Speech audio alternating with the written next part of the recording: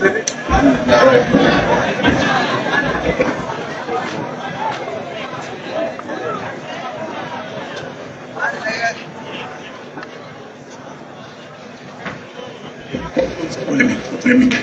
micro, ça sonne bien. Je vous remercie.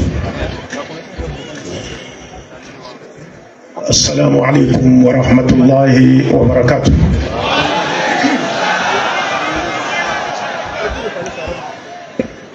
Alhamdulillahi ala ni'mati l'islam.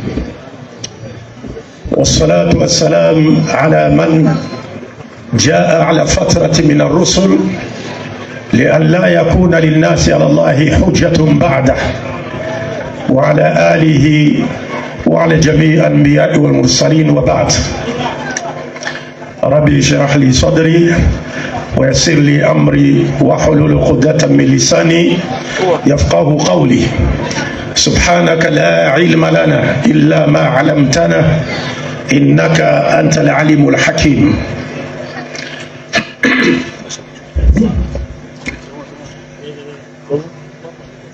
Louange à Allah. Louange à Allah pour son plus grand bienfait, celui de nous avoir dirigés sur la voie de l'islam. Paix et bénédiction sur notre prophète Mohammed, qui est venu après plusieurs siècles passés sans l'apparition d'aucun prophète dans aucune nation du monde. Dieu a envoyé le prophète Mohammed, sage sur cette terre, l'humanité tout entière ne puisse pas trouver des raisons échappatoires les jours du jugement devant Dieu. Mohammed est venu, celui qui aura la chance d'écouter ce qu'il a rapporté de la part de son Seigneur et qui y croira et qui deviendra une incarnation pratique des valeurs spirituelles et morales enseignées par le prophète Mohammed sallallahu alayhi wa ali, il aura comme récompense le paradis. Et celui qui entendra parler du prophète Mohammed sallallahu alayhi wa ali et qui ne croira pas en lui, qui se détournera de son message, n'aura d'autre sort au jour du jugement dernier que l'enfer, que Dieu nous en préserve. Le prophète Mohammed a dit: Walladhi nafsi biyadi la yasma'u bi ahadun min hadhihi al-umma yahudiyyun wala nasraniyyun thumma yamut wa lam yu'minu billadhi ursiltu bihi illa kana min ahli an-nar. Ça, tous les prophètes à leur époque respective l'ont enseigné. Chers frères et sœurs non musulmans en Adam, chers frères et sœurs en islam, le prophète Mohammed sallallahu alayhi wa alihi nous dit: Man la yashkuru nasa la yashkuru Allah. Celui qui ne remercie pas les humains n'a pas remercié Dieu. En d'autres termes, quiconque ne remercie pas les gens, les hommes, pour les services qu'ils lui ont rendus, ou pour leur marque de considération à son égard, ou pour l'estime qu'ils lui témoignent, quiconque n'a pas remercié les gens pour cela n'a pas en réalité remercié Dieu. Et Dieu n'aura pas besoin du témoignage de reconnaissance d'une telle personne parce qu'elle a fait preuve d'ingratitude. Donc c'est ici l'occasion pour moi de présenter une fois de plus notre gratitude aux autorités ivoiriennes qui nous ont octroyé ou qui m'ont octroyé un visa d'entrée, ainsi qu'à la délégation qui m'accompagne de la RDC, rendant ainsi possible notre participation à cette caravane patriotique de la da'wa bifadlillahi ta'ala. Puis nous remercions tous les imams et les guides spirituels du COSIM et aussi du CODIS pour nous avoir accueillis à bras ouverts à Bouaké. Les imams, comme je l'ai toujours dit, Antum ala ru'usina. Vous êtes au-dessus de nos têtes. Parce que ce que nous faisons, où Dieu nous a permis de faire, l'honneur vous revient. Parce que si nous n'avions pas été à vos pieds pour apprendre la religion, on n'aurait rien à dire aujourd'hui devant la masse qui nous écoute. Donc l'honneur est à vous. Donc quand vous nous voyez assis sur ce podium, comparez-nous à des petits enfants qui sont montés sur un arbre et que les adultes, donc les imams, sont au pied de cet arbre et veillent sur eux. Donc l'honneur est à vous. Et je salue particulièrement l'un de mes imams, Oustaz, originaire de la ville de Boaké, mais qui était avec nous en RDC. Oustaz Sissé, il est parmi vous. Je l'ai découvert, c'est lui qui lève la main là. C'est Oustaz Sissé, il a beaucoup apporté pour l'islam en RDC. Il y a une école qu'ils ont construite et ça fait la fierté de l'islam et des musulmans en RDC. Et il est d'origine ivoirienne. Barakallahu fikum wa jazakumullahu khairal jaza. Ensuite, nous remercions de manière particulière les leaders de la DDR, en l'occurrence nos deux jeunes frères, Diané et Aka Ismaël, qui nous ont honorés de leur invitation, à nous inviter ici pour participer à cette caravane patriotique de la Da'wa autour du thème l'apport de la Da'wa dans la cohésion sociale. Et enfin, je salue la présence distinguée et diversifiée de mon auditoire qui a tout abandonné à cette heure pour venir donner un sens à cette activité. Cela témoigne votre volonté d'être des partisans de la paix, de la cohabitation pacifique et de la cohésion sociale, sans lesquelles aucune société ne peut bien évoluer. Chers frères et sœurs, non musulmans en Adam, chers frères et sœurs en islam, de toute évidence, lorsqu'on scrute ou on étudie les enseignements de l'islam, l'on se rendra aussitôt compte que Dieu n'a jamais créé les êtres humains pour qu'ils s'entretuent et s'autodétruisent les uns les autres pour justifier leurs divergences physionomiques ou religieuses ou politiques. Et moins encore pour qu'ils collaborent dans les péchés et l'animosité, d'une part. Non, Dieu n'a jamais créé les êtres humains pour cela. Mais lorsque nous lisons le Coran, ou lorsque vous lisez le Coran, vous découvrirez aussitôt que Dieu n'a créé les êtres humains que pour qu'ils collaborent ensemble dans l'accomplissement des bonnes actions basées sur la vraie connaissance de Dieu, telle que Dieu lui-même s'est décrit, et aussi basée sur l'adoration exclusive de Dieu sur le plan vertical et horizontal, dans le sens de rendre d'abord un culte pur et saint qu'à Dieu seul sur le plan vertical, et sur le plan horizontal d'obéir simultanément à Dieu dans tout ce qu'il a interdit, dans tout ce qu'il a ordonné et interdit, et c'est là pour notre propre bien dans les deux mondes. Donc quand nous parcourons le Coran, nous allons voir cela, c'est une évidence.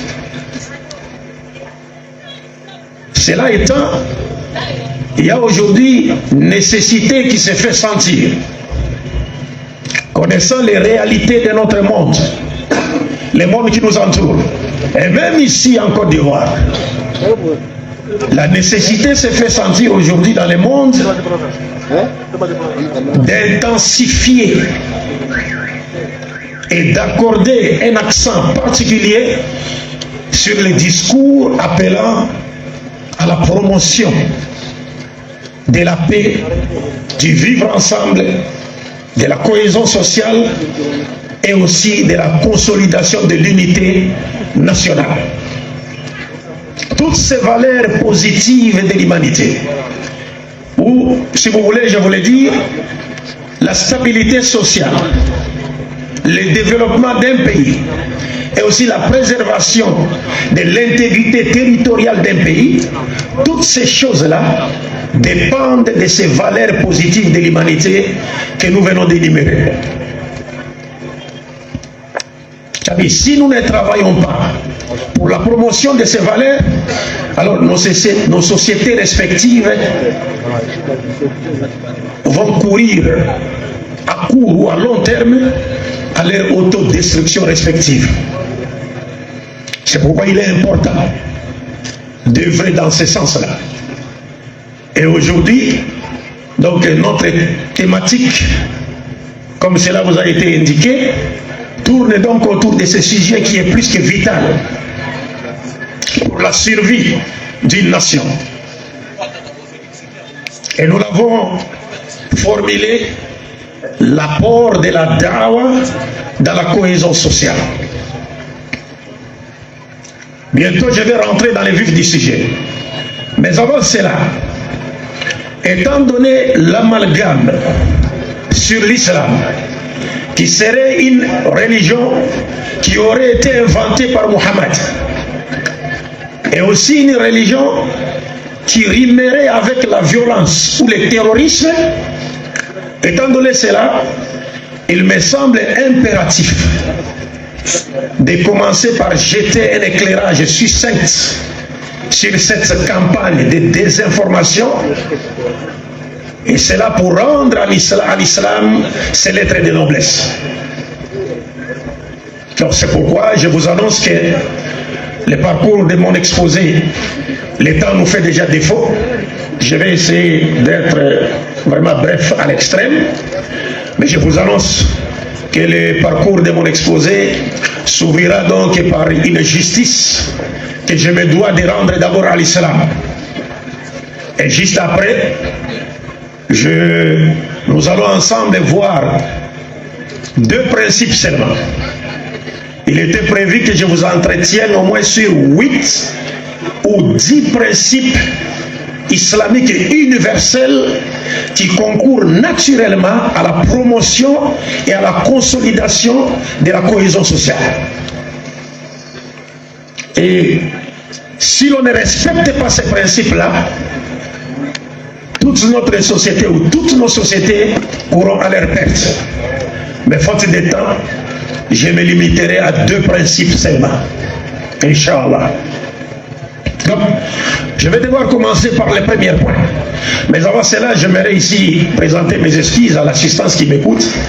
Je pense que les connaisseurs ont remarqué que j'ai un peu la voix écorchée. N'est-ce pas? Hein? J'ai perdu un peu les timbres, mon timbre vocal. Ceux qui me connaissent le savent. Mais par la grâce d'Allah, Inch'Allah, nous allons évoluer jusqu'au terme, Inch'Allah. Donc je disais donc pour l'instant, nous allons commencer avec le premier point de mon exposé, à savoir rendre justice à l'islam. L'islam, qu'est-ce?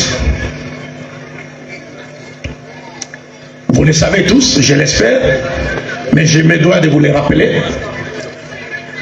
D'abord, le mot islam est un nom verbal qui dérive d'un autre verbe, le verbe aslama, qui signifie se soumettre totalement ou obéir complètement.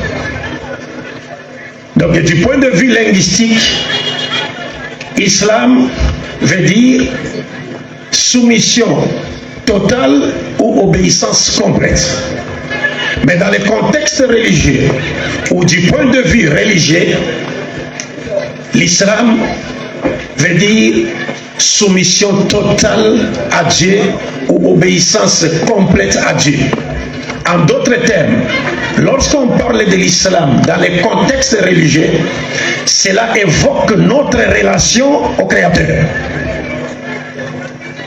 Cela veut dire quoi?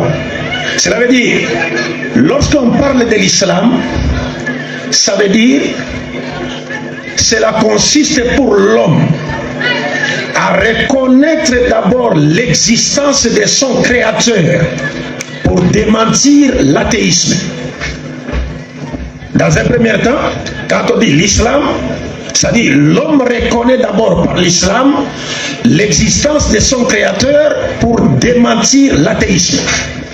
Puis, il reconnaît par ricochet l'unité absolue de son créateur pour désavouer le polythéisme et l'idolâtrie sous toutes leurs formes.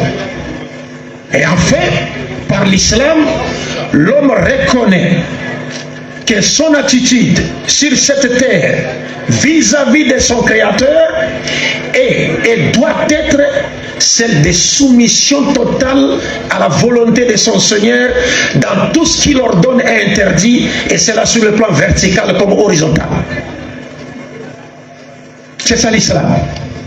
Maintenant, le mot musulman ou musulman qui est associé au mot islam, et tous les deux proviennent d'une même source. Le mot musulman, donc un musulman ou bien un musulman, c'est donc celui qui a consciemment pris la décision d'incarner en lui l'essence qu'incarne, ou de vivre, d'incarner théoriquement et pratiquement l'essence qu'incarne le mot islam tel que nous l'avons indiqué. Et je vous rappelle ici que le mot islam comme musulman, comme nous l'avons dit, proviennent du substantif aslama.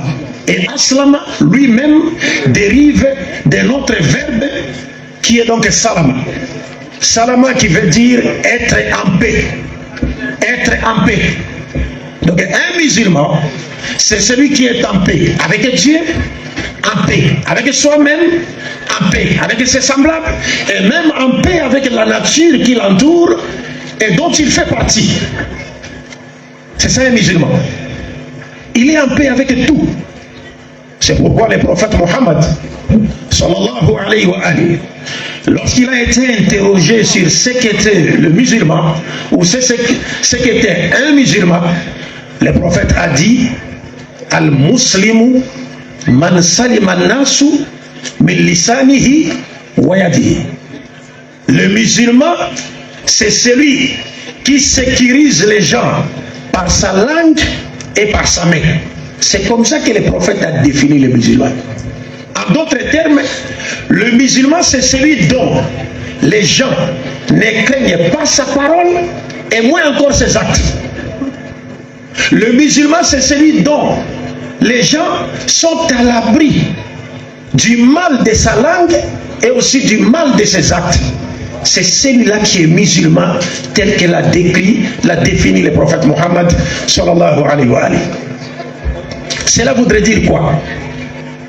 Vous allez remarquer que si nous connaissons l'essence de l'islam et l'essence du musulman, nous conclurons aussitôt que tout ce que nous entendons aujourd'hui dans les médias, oh, l'islam c'est une religion terroriste, voilà. Toutes ces choses-là n'ont rien à voir avec l'islam. Parce que l'islam, c'est la paix. L'islam, c'est la soumission à la volonté de Dieu.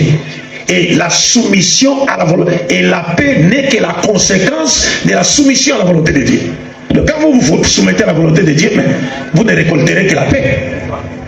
Donc tout celui qui insulte les gens, qui calomnie les gens, qui font n'importe quoi, qui maltraite les gens par ses paroles et par ses actes, celui-là n'est pas un musulman au sens coranique du terme. Il n'est pas musulman. Il n'est pas musulman au sens dont le prophète l'a dit dans les hadiths que nous venons de citer. Et vous vous rappellerez que les mots islam aussi et les mots musulman, tout comme les mots salam que nous utilisons pour nous saluer mutuellement, donc tous ces trois mots proviennent d'une même source, au final qui est donc salamat, être en paix. La salutation des musulmans, c'est cela. C'est quoi notre salutation? Hein? Assalamu alaikum. Merci beaucoup.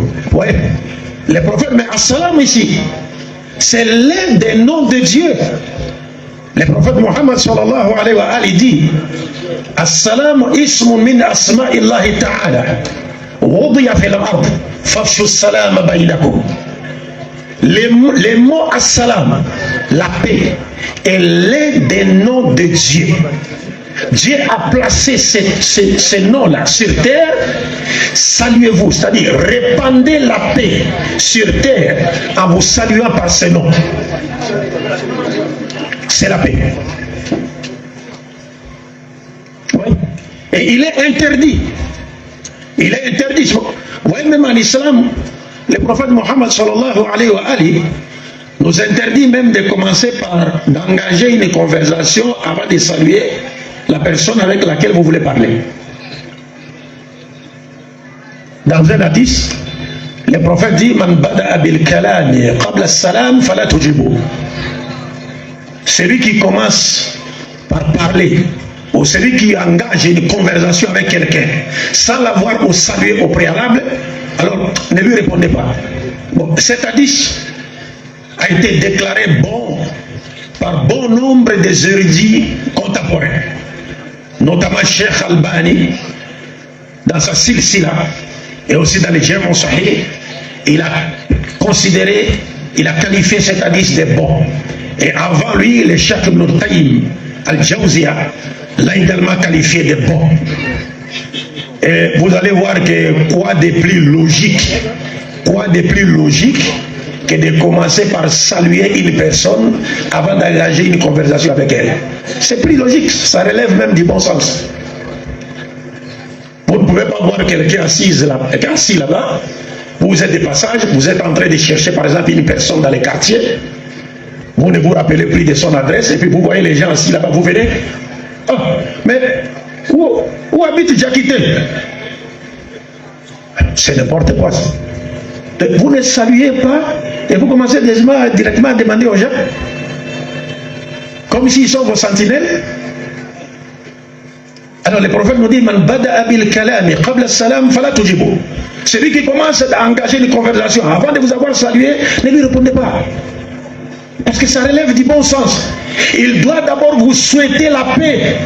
Assalamu alaikum. Il vous souhaite la paix. Il souhaite que tout aille bien pour vous. Et après cela, il engage la conversation. Et cette formule théophore de salutation, parce que le mot assalam, il n'y a pas une autre formule de salutation qui soit supérieure à cette formule. Il n'y en a pas. Parce que c'est une formule de salutation théophore. C'est-à-dire c'est une formule qui est imprégnée, qui contient un nom de Dieu. Dieu est assalam. Et nous utilisons assalamu alaikum wa rahmatullah, c'est-à-dire la paix de Dieu soit avec vous. Cette formule ne devrait pas être comparée avec les formules telles que bonjour, bonsoir. Non. Bonjour et bonsoir sont limités dans les temps. À 22h, tu ne peux pas dire quelqu'un bonjour. À quelqu'un bonjour. Normalement, il faut dire quoi? Bonsoir. Donc c'est limité dans les temps. Et bonjour et bonsoir veulent dire quoi? En réalité, bonjour ne veut que dire que ta journée soit bonne. Et bonsoir veut dire que ta soirée ou que ta nuit soit bonne. Bon, imaginez un seul instant que vous êtes en face d'un vieux baoulé qui a été témoin de l'embrasement de sa plantation par le feu. Donc vous êtes en face d'un vieux baoulé, il a vu sa plantation prendre feu. Sa plantation de 5 hectares a pris feu. Maintenant vous venez vous saluer ce vieux-là. Bonjour papa. Mais ça sera comme une insulte. Parce que bonjour veut dire que la journée soit bonne pour vous, papa. Comment voulez-vous que la journée soit bonne pour lui lorsque son système moral est affecté par ce qui est arrivé à sa plantation de cacao? Vous comprenez? Et nous savons que nos jeunes gens ici, ils aiment trop aller en Europe. Imaginez qu'un jeune homme est parti en Europe, arrivé à l'aéroport, il arrive déjà en Europe, mais on le refoule. Les Africains aiment trop aller en Europe. On les refoule, ils rentrent au pays. Dès que vous le voyez, vous lui dites bonsoir. Ça dit que la nuit soit bonne pour vous. Oh. Mais ce sera comme si vous étiez en train de l'insulter. Parce que comment voulez-vous que la nuit soit bonne pour lui? Parce qu'il est affecté, il a des problèmes, il vient d'être refoulé. Mais lorsque nous disons Assalamu alaikum, c'est-à-dire que la paix de Dieu soit avec vous. C'est-à-dire, nous invoquons Dieu, nous implorons Dieu en faveur de cette personne, que cette personne soit couverte par la paix et les bénédictions de Dieu. Voilà la différence. Et bref, donc, et cette formule de salutation n'a pas seulement été révélée aux musulmans, non, à toutes les dispensations prophétiques. Si les chrétiens lisent dans la Bible, dans Matthieu chapitre 10, verset 12,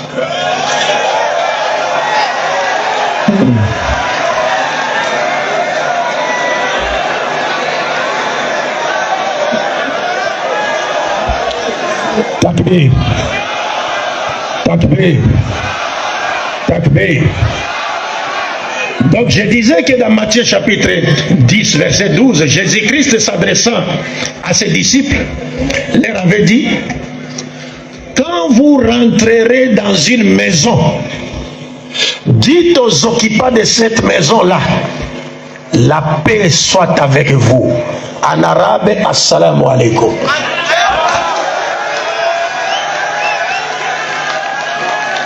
Et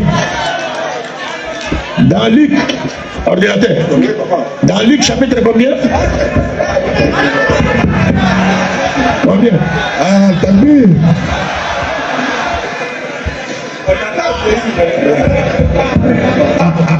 Aka dit ordinateur a vieilli. Luc chapitre combien? Aka. Vers combien? La salutation. Salam alaikum. Luc 24, 36. Merci beaucoup. Donc, dans Luc chapitre 24, verset 36,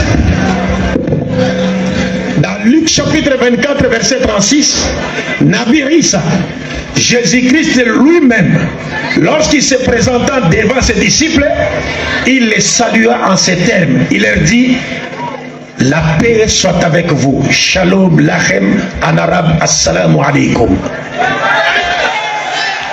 Oui.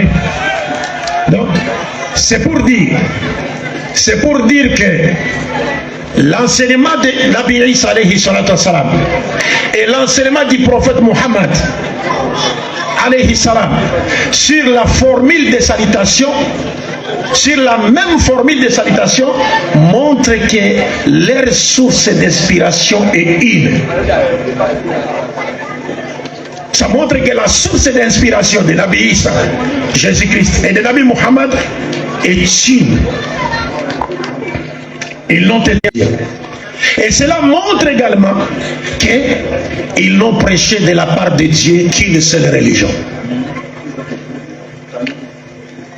Ils n'ont prêché de la part de Dieu qu'une seule religion. La preuve c'est quoi?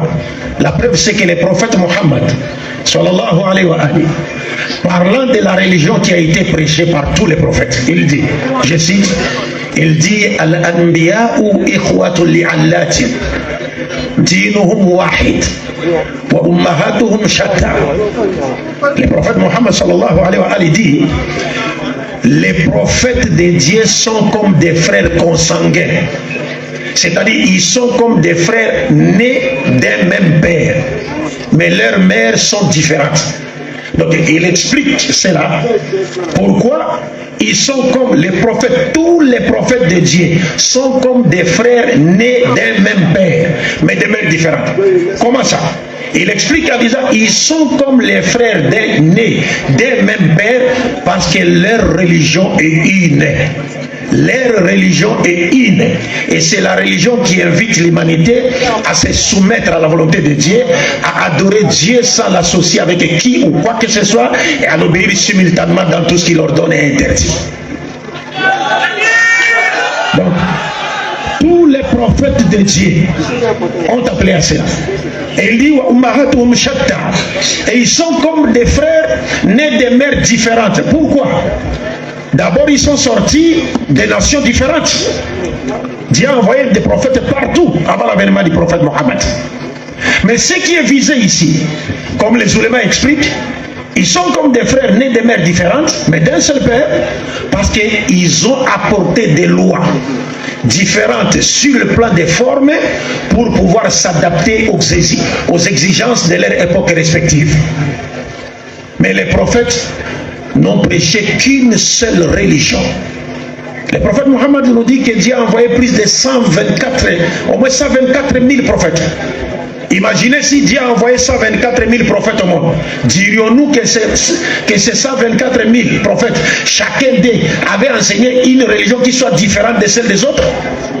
Non. Tous ces 124 000 prophètes n'ont enseigné qu'une seule religion. Pourquoi? Parce que Dieu est unique. La vérité salvatrice est unique. Le but de la création de l'être humain est unique. Le but de l'envoi des prophètes est unique. Le message salvateur qui a été prêché par tous les prophètes est unique. Cela étant, la religion qu'ils ont prêchée est également unique, oui. Et le Coran confirme et interpelle la conscience humaine. Parce que le Coran nous interpelle également notre intelligence. Le Coran ne nous demande pas seulement de croire aveuglément.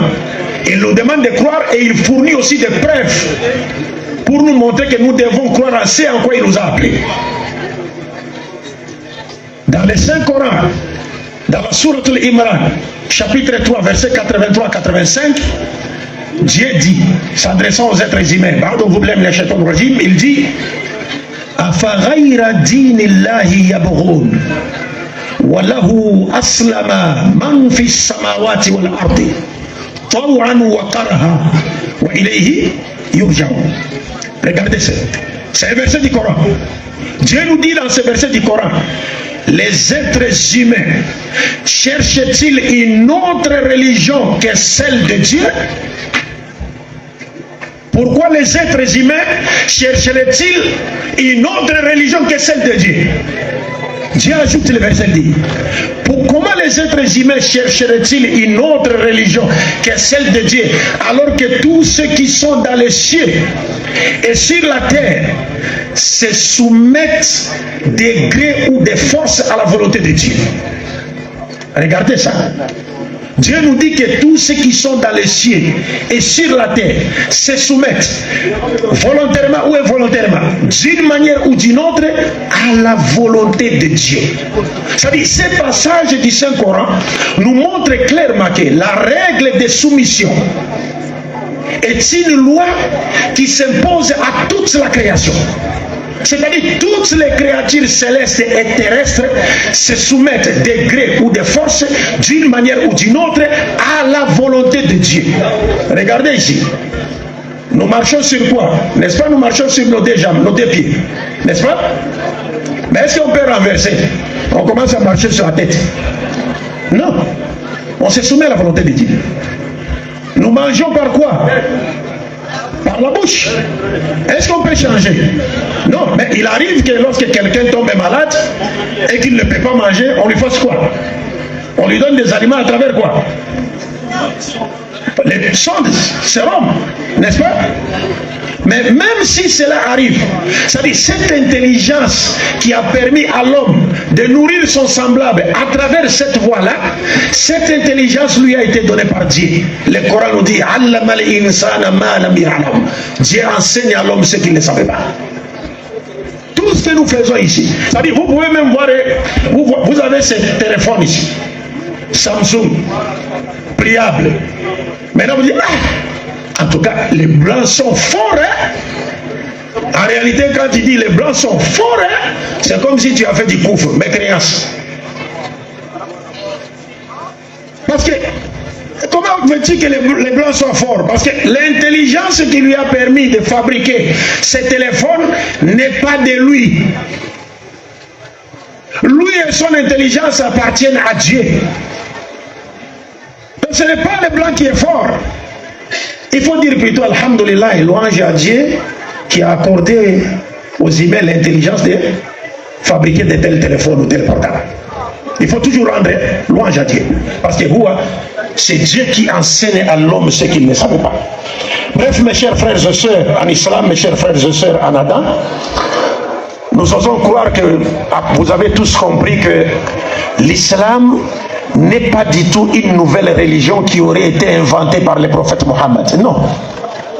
L'islam est cette religion qui a été prêchée par tous les véritables prophètes de Dieu à leur époque respective. Mais seulement, c'est au prophète Mohammed sallallahu alayhi wa alihi que la forme définitive, parfaite et universelle de l'islam lui ont été révélées. C'est à lui que Dieu a révélé, c'est à lui que Dieu avait révélé la forme définitive, parfaite et universelle de cette religion qu'on appelle l'islam. C'est pourquoi le prophète a basé les critériums de noblesse sur la piété. Nul n'est supérieur aux autres par sa tribu, ou par sa nationalité, ou par sa race. Non. Le meilleur d'entre nous, c'est celui qui craint Dieu le plus. Bref, j'ai pris combien de minutes? Combien de minutes?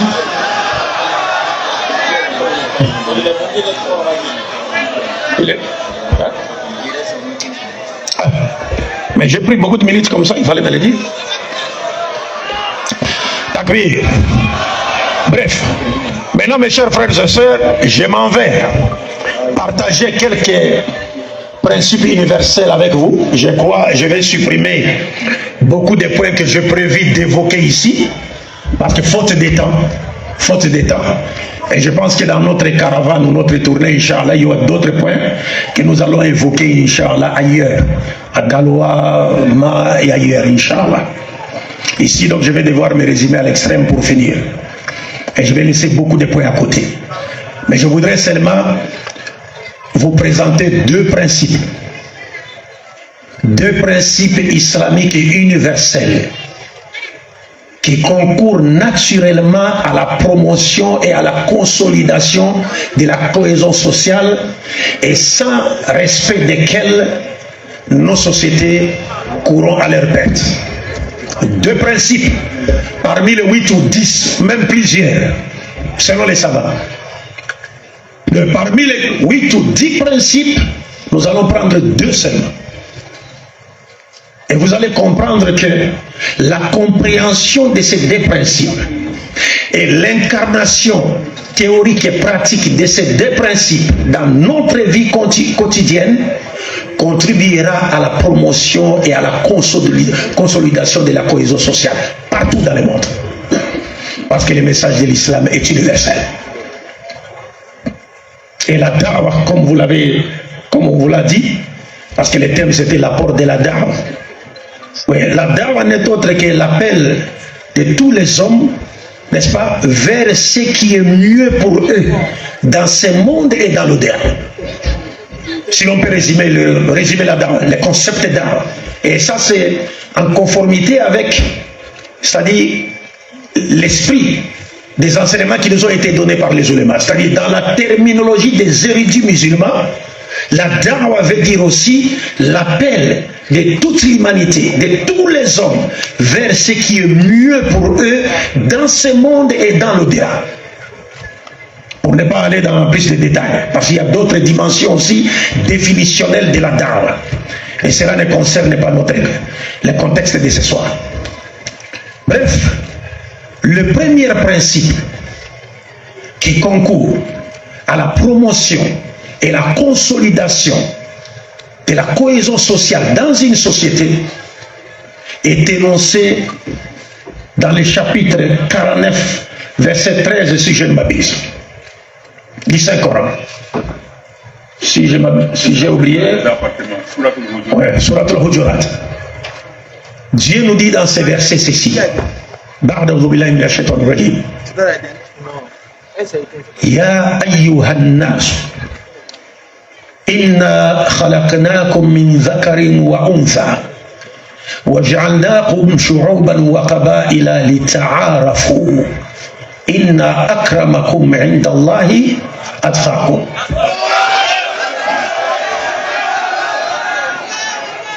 Bon, c'est bien beau quand vous m'entendez réciter un verset du Coran comme ça, vous dites Le frère Abdoulmadi, là, c'était un verset, mais il y a des grands connaisseurs du Coran là-bas qui savent que peut-être telle place Abdoulmadi a fait une petite faute.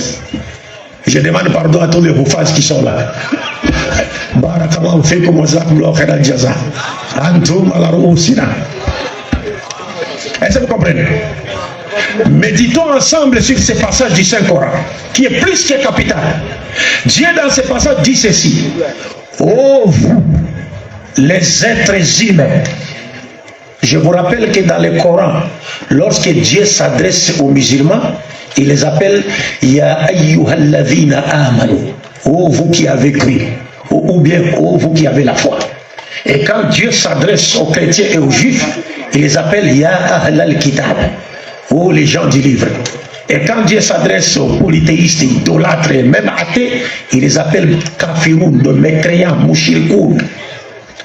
Mais dans ces versets, il y a une spécificité. Dieu ne s'adresse pas uniquement aux musulmans ou uniquement aux juifs. Non, il s'adresse à toute l'humanité. Parce que le message de Mohammed est universel. Le Coran est universel. L'islam est universel. Alors Dieu, et l'évidence de cela sera démontrée par la compréhension ou dans la compréhension de ces versets. Dieu donc dit: ô vous les êtres humains, nous vous avons créé à partir d'un homme et d'une femme. Nous vous avons répartis, diversifiés en plusieurs peuples et tribus, afin que vous vous entreconnaissiez, ou pour que vous vous connaissiez mutuellement et facilement. Cependant, le meilleur d'entre vous aux yeux de Dieu est celui qui craint Dieu le plus. Et Dieu est savant sur toutes choses. Ça veut dire Dieu est au courant de nos pensées, de nos paroles et de nos actions. Qu'est-ce que veut dire ce verset du Coran? Regardez bien ce verset du Coran. Il est très profond. Ya ayyuhan nasu, inna khalaqnakum. Oh vous les hommes, nous vous avons créé. D'abord, le verset commence par nous montrer que nous n'existons pas sur terre par hasard. Et nous ne nous sommes jamais auto-créés. Parce qu'il y a des théories d'existence par hasard, ceci, cela. Non, non, non. Mais nous avions plutôt été créés. Parce qu'il y a des gens qui nient que Dieu les avait créés. Donc le verset commence par nous dire, nous montrer que nous n'existons pas sur terre par hasard, mais que nous avions été créés. Et nous avions été créés dans un noble but. Nous n'avons pas été créés seulement pour manger, boire, danser, c'est pas quoi, faire des enfants. Non, non, non, non.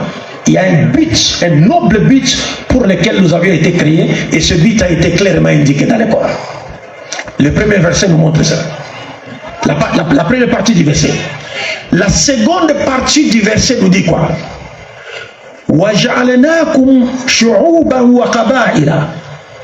Et nous vous avons répartis en plusieurs peuples et tribus. Regarde. En plusieurs peuples et tribus. C'est-à-dire l'existence de plusieurs peuples et tribus de la terre est voulue par Dieu lui-même. C'est Dieu qui l'a voulu.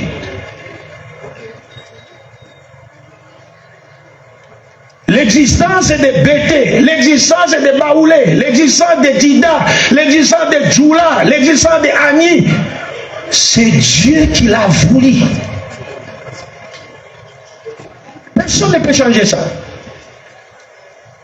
Pourquoi l'a-t-il voulu? Avant qu'on arrive là. Écoutez, c'est comme de la blague, mais méditez bien sur le verset.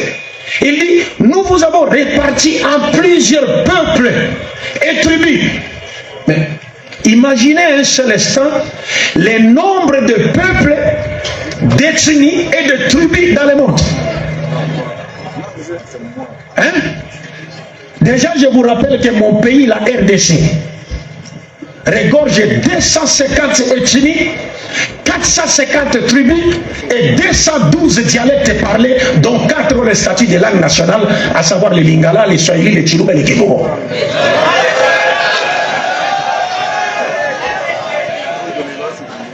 250 ethnies. En Côte d'Ivoire ici. Vous avez combien d'ethnies ici? Hein? La Côte d'Ivoire compterait au moins 60 ou plus de 60 ethnies. Et regardez, il y a une révélation ici, mes chers frères et sœurs. Il y a une grande révélation dans ces versets. Pourquoi Dieu dit, il nous a répartis en plusieurs tribus, peuples, nations, et ailleurs au chapitre 30, imam, verset 21. ومن آياته أن خلق لكم من أنفسكم أزواجا لا اختلاف ألسنتكم. أي نعم.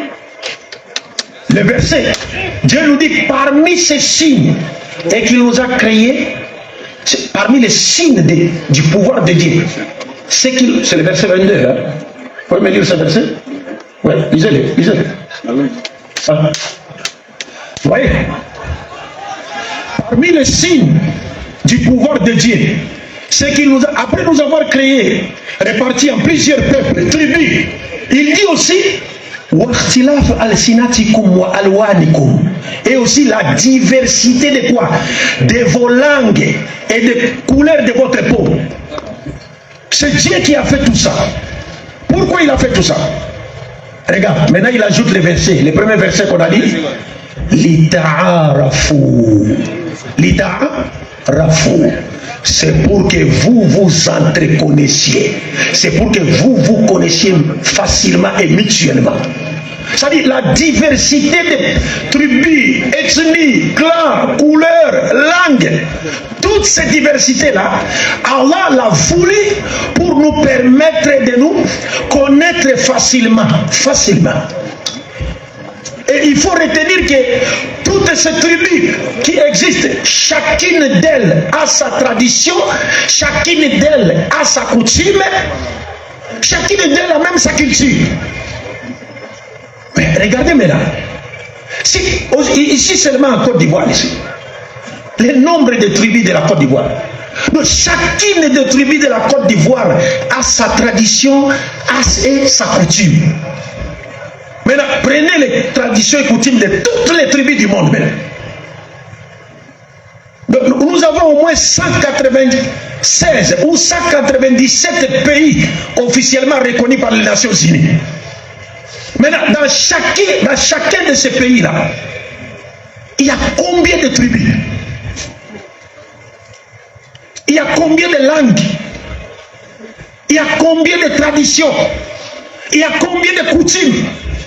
Dieu dit وَجَعَلْنَاكُمْ شُعُوبًا وَقَبَائِلَ لِتَعَارَفُوا. Je vous ai répartis en plusieurs tribus, peuples, nations, langues, couleurs de peau. C'est pour que vous vous entreconnaissiez facilement, pour se connaître facilement. Je peux déjà savoir quelqu'un par sa façon de parler, de s'habiller, je saurais que celui-là c'est un Ivoirien. Un Ivoirien aussi peut me regarder, ah, c'est un Congolais. Pour qu'on se connaisse facilement. Et comme je le disais, donc chacune de ces tribus, ou chacune de ces ethnies a ses traditions et ses coutumes. Voulues par Dieu. Ici, je voudrais rendre hommage à nos ancêtres. Vous allez comprendre pourquoi. Parce que l'islam, la vraie religion de Dieu, n'est pas venu pour éradiquer totalement toutes les traditions et coutumes du monde. Non. L'islam n'est pas venu pour ça. L'islam n'est pas venu pour détruire toutes nos coutumes locales. Non, pas du tout. Parce que l'islam, c'est une religion qui cadre avec la nature de l'être humain. Et l'existence de plusieurs traditions, coutumes, a été voulue par Dieu lui-même. Mais qu'est fait la religion de Dieu face à ces coutumes? La religion de Dieu vient faire quoi face à ces coutumes? C'est ce qu'il faut retenir. C'est là où je voudrais dire, je profite de cette occasion pour rendre hommage à nos ancêtres qui nous ont légué des traditions et des coutumes, n'est-ce pas, qui constituent notre repère identitaire. À travers nos coutumes et nos traditions, si on voit quelqu'un en train de faire telle chose, on sera celui-là, c'est un sénoufo. Bon, on dit, il ne faut plus les appeler sénoufo, il faut dire sénou vrai. C'est ça.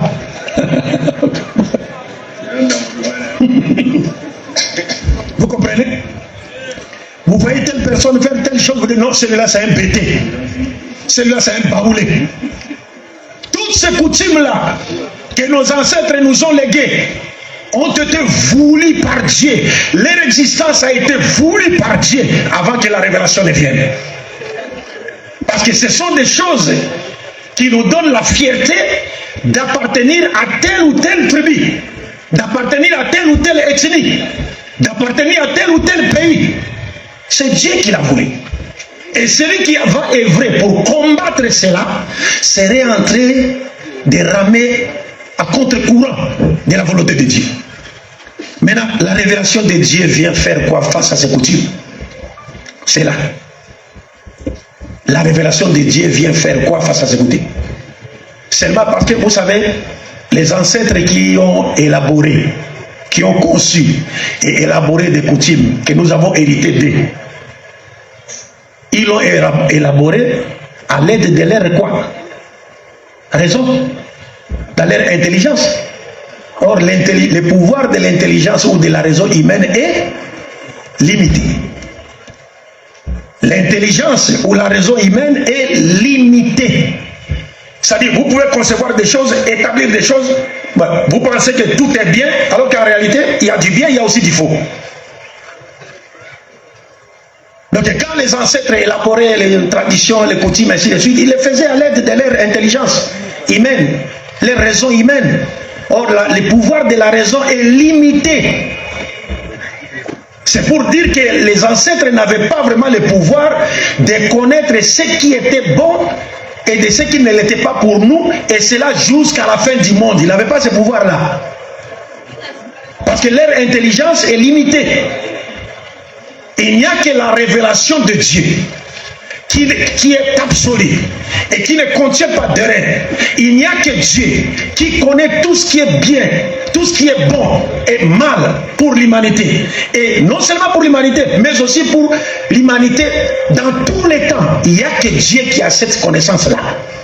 Donc c'est à Dieu qui nous permet, c'est Dieu qui nous permettra maintenant de choisir entre nos coutumes et traditions locales, lesquelles sont bonnes pour que nous les perpétuions et lesquelles sont mauvaises et qui contredisent la parole de Dieu pour que nous les laissions de côté. C'est ce que la révélation fait. Et je vous rappelle que même dans les Saint-Coran, parce que faute de temps, le Coran nous montre que tous les prophètes de Dieu qui ont été envoyés ont été heurtés, n'est-ce pas, à l'opposition des gardiens des traditions et des coutumes ancestrales. Tous les prophètes. Qu'à chaque fois qu'un prophète venait, son peuple lui disait: oh, pourquoi veux-tu qu'on te suive? Nous suivons plutôt ceux dont nous avons trouvé nos ancêtres. On ne peut pas te suivre. Non, suivez-moi, je viens vous guider sur les droits chemins. Pourquoi on doit te suivre? Le Coran nous dit tous les prophètes se sont butés à cette difficulté-là. Et dans un autre verset, Sourate Al-Maïda, je pense, verset 104, Dieu dit que lorsqu'on leur dit suivez la révélation de Dieu, ceux qui voudraient continuer avec les coutumes des ancêtres, qu'elles soient bonnes ou mauvaises, on mélange tout, disaient toujours non, nous suivons les coutumes de nos pères. Alors Dieu dit quoi? Les suivraient-ils même s'ils étaient dans l'erreur? Oui. Dieu dit oui, ils doivent être dans l'erreur sur certains points. C'est ce qui explique que vous allez voir aujourd'hui dans le monde certaines coutumes ou traditions, n'est-ce pas, qui sont c'est-à-dire infiltrées par d'idées polythéistes, idolâtres, et d'autres coutumes, c'est-à-dire propagent de valeurs, c'est-à-dire qui sont négatives. Ça existe dans nos coutumes, en Afrique comme ailleurs, ça existe. Ça existe. On n'a pas le temps de les énumérer, nous avons beaucoup d'exemples. Mais la révélation vient maintenant pour nous montrer que cette coutume-là est bonne et celle-là est mauvaise, il faut la rejeter. Et le prophète Mohammed sallallahu alayhi wa alayhi lui-même nous a montré cela. Il en avait fait preuve à son époque. Il a montré qu'il y avait même des coutumes locales des Arabes qu'il fallait préserver. Il y avait d'autres coutumes qu'il fallait rejeter. Simplement parce qu'elles contredisaient la volonté de Dieu. Donc vous voyez. Et ces coutumes, comme je l'ai dit, les bonnes coutumes positives qui ne contredisent pas la parole de Dieu, la volonté de Dieu, ce sont des coutumes que nous devons préserver et perpétuer parce qu'elles constituent un point de repère. C'est un élément identitaire pour nous. C'est ce que l'islam dit. Mais tout ce qui contredit la parole de Dieu, il faut les rejeter. Bref, pour finir, quand j'ai parlé de la pluralité des peuples et tribus, alors Dieu nous montre dans les 5 Coran, il termine le verset en disant Inna akramakum indallahi atqakum. Cependant, le meilleur d'entre vous est celui qui craint Dieu, Dieu le plus. C'est-à-dire sur le plan vertical, sur le plan spirituel, le Coran nous montre que le meilleur d'entre nous n'est pas celui qui est congolais, ou ivoirien, ou américain, ou français, ou baoulé, ou djoula, ou dida, ou je ne sais pas qui, mais le meilleur d'entre nous est plutôt celui qui craint Dieu, Dieu le plus.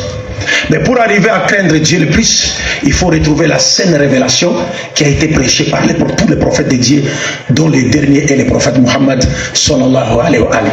Donc vous comprenez que ces principes ici, si seulement nous allons nous imprégner de ces principes, montrant que notre diversité physionomique, c'est pas culturel, la différence, c'est-à-dire la diversité de nos tribus, de nos races, de nos ethnies, ne devrait pas constituer un objet du mépris des autres, de l'autre. Ne devrait pas constituer un objet de la haine des autres. Mais cette diversité-là, qui exprime la grandeur de la sagesse divine, devrait plutôt contribuer à faire quoi? À nous unir, parce que Dieu a fait de sorte que nous soyons répartis en plusieurs peuples et tribus, afin de se connaître facilement. À travers quoi?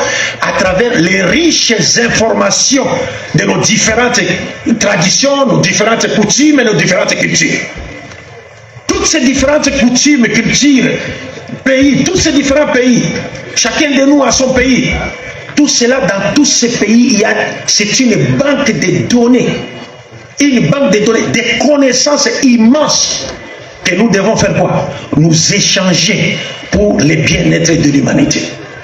Donc si nous comprenons cela, nous ne pouvons pas continuer à nous battre pour des raisons politiques, pour des raisons je ne sais pas moi quoi, alors que les versets nous montrent clairement que l'origine, notre origine, nous descendons d'une seule de deux individus, Adam et Ève, c'est-à-dire nous appartenons tous à la famille adamique. Nous sommes donc tous des frères et sœurs.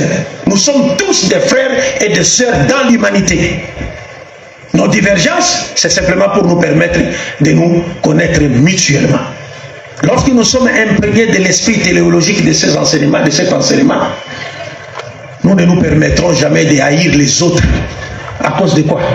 Parce qu'ils n'appartiennent pas à la même tribu que nous, ou qu'ils n'ont pas la même couleur de peau que nous, ou encore ils n'appartiennent pas à la même ethnie que nous. Non. Parce que nous savons que c'est Dieu qui l'a voulu, et c'est pour une raison qui est claire. Bref, ça c'est le premier principe. Le deuxième principe, devant contribuer à la promotion et à la consolidation de la cohésion sociale, est énoncé dans un hadith du prophète sallallahu alayhi wa sallam. Et je vais finir avec ça. Le prophète Muhammad sallallahu alayhi wa sallam dit Ahabbu nasi ila Allahi anfa'uhum linnas. Le meilleur des hommes auprès de Dieu, c'est celui qui est utile aux autres. Notez ça très bien. Le meilleur des hommes auprès de Dieu, c'est celui qui est utile aux autres. Ça veut dire sur le plan horizontal. Nous avons vu que sur le plan vertical de la spiritualité, les critères de la noblesse, c'est la piété. Le meilleur d'entre nous aux yeux de Dieu sur le plan vertical, c'est celui qui craint Dieu le plus. Maintenant, sur le plan horizontal des relations humaines, sur le plan horizontal des relations humaines, qui est meilleur? Les prophètes nous disent, le meilleur d'entre nous, des hommes, et parmi les hommes, sur le plan horizontal, c'est celui qui est utile aux autres. Celui qui est utile aux autres. Et ça dans tous les secteurs de la vie.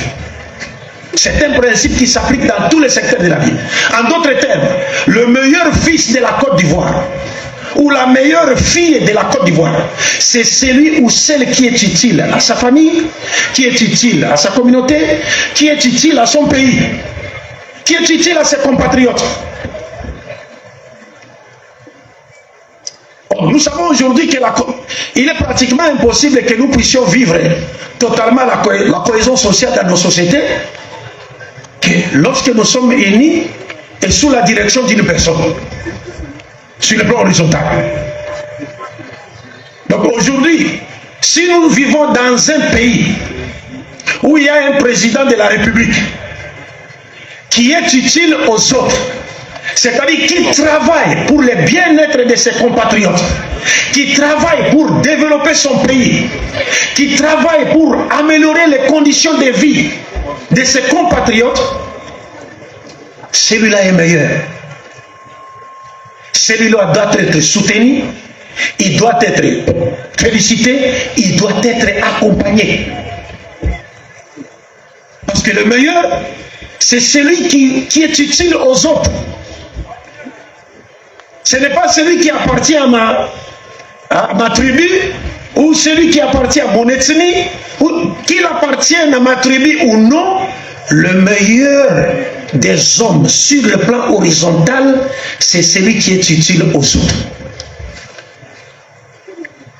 Et un pays, la cohésion sociale repose sur le capital social des individus. La cohésion sociale repose sur la capital sociale des individus. C'est-à-dire leur capacité à interagir avec les autres pour le bien-être de quoi? Pour le bien-être de toute la société. Donc aujourd'hui, vous allez voir par exemple en Afrique, pour finir, en Afrique aujourd'hui nous avons des gens qui s'entretuent pour le pouvoir politique, qui se battent pour le pouvoir politique. Vous savez, moi je n'aime pas trop parler de ça. Et je dis, j'aime toujours dire aux Africains, en tant que musulmans, ici en Afrique aujourd'hui nous avons plus besoin de quoi? Du développement, de l'amélioration des conditions de vie de nos populations. Les pouvoirs, c'est Dieu qui les donne. Wallahi, personne ne donne les pouvoirs. Wallahi, on peut vous préparer à devenir président. Demain, vous mourrez. On peut vous préparer à devenir premier ministre. Demain, vous mourrez. Vous pouvez aussi devenir président. Vous faites seulement 2 jours, vous mourrez. Le pouvoir n'est donné que par Dieu. Et lorsque vous voyez quelqu'un au pouvoir, wallahi, ça c'est la religion. Lorsque vous voyez au pouvoir, quelqu'un au pouvoir, qu'il soit bon ou qu'il soit mauvais, Dieu a voulu qu'il soit. Qu'il soit bon ou mauvais, parce que même les pharaons, son pouvoir est venu de Dieu. Parce que en islam, nous disons Allahumma la mani alima a'tayt wa la mu'ti alima manat. En islam, nous disons Dieu, personne ne peut empêcher ou interdire ce que tu as décidé de donner. Et personne ne peut donner ce que tu n'as pas voulu donner. Personne. Donc, dans un pays, si nous voulons la cohésion, si nous voulons pérenniser la paix, la coexistence pacifique, la cohésion sociale, consolider l'unité nationale, nous devons tous travailler ensemble et nous attacher surtout à des dirigeants qui travaillent pour le bien-être de leur population. Et je pense, en toute sincérité, c'est le cas de la Côte d'Ivoire. Et bientôt, ça sera le cas du Congo parce que nous avons notre président Fachi Beton qui a de très bonnes idées, Inch'Allah, de relever la tête de la République démocratique du Congo. Je ne saurais pas avancer parce que j'ai ajouté d'autres choses qui n'étaient pas prévues et j'ai supprimé beaucoup de choses que je devrais dire, faute d'état.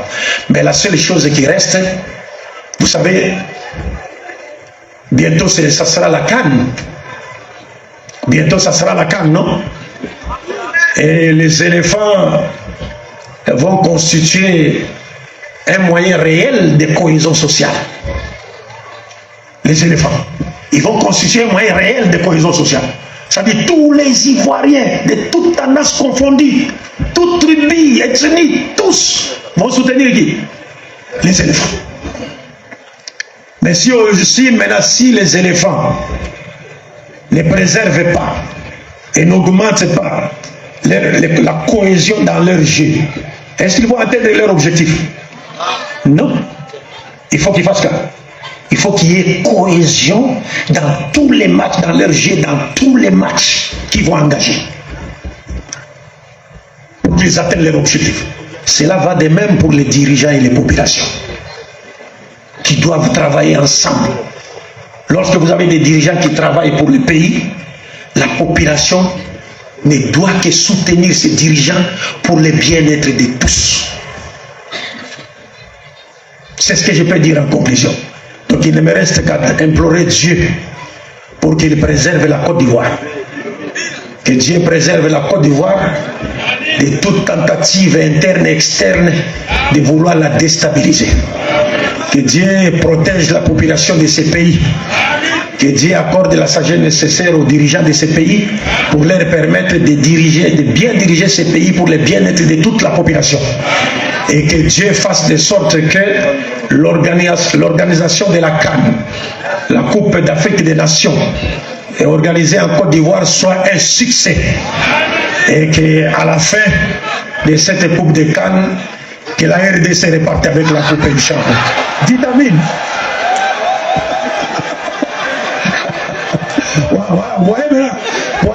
C'est ça la cohésion sociale. Merci beaucoup. Salam alaikum wa rahmatullah.